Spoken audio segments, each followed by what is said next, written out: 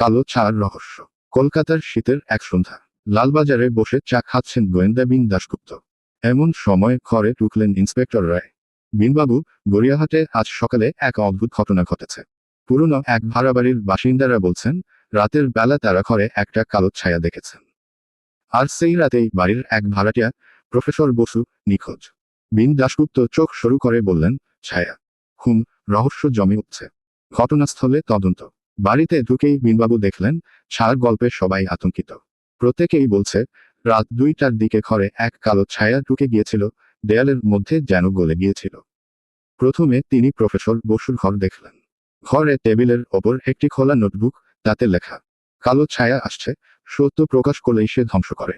বিনবাবু জানলেন, প্রফেসর বসু কিছু প্রাচীন দলিল নিয়ে কাজ করছিলেন, যা এক ব্রিটিশ জমিদারের কালো কাজ ফাঁস করতে পারে। রহস্য উন্মোচন। পরদিন রাতে বিনবাবু ওই বাড়িতে থেকেছেন। ঠিক 2টা নাগাদ তিনি দেখতে পান একটা হালকা আলো ঘরের পাশ ফেসে যাচ্ছে। ছায়া নয়, বরং ঘরের পেছনে এক গোপন সুড়ঙ্গ। তিনি পেছনে গিয়ে দেখতে পান, এক ব্যক্তি প্রফেসর বসুকে বন্দি করে রেখেছে। সে আসলে বাড়ির মালিকের আত্মীয়, ব্রিটিশ আমলে তার পূর্বপুরুষ ছিল দুর্নীতিগ্রস্ত জমিদার। প্রফেসর বসুর গবেষণা যাতে প্রকাশ না পায়, তাই তাকে সরিয়ে ফেলার চেষ্টা। বিনবাবু সেই লোকটিকে ধরিয়ে দেন পুলিশে।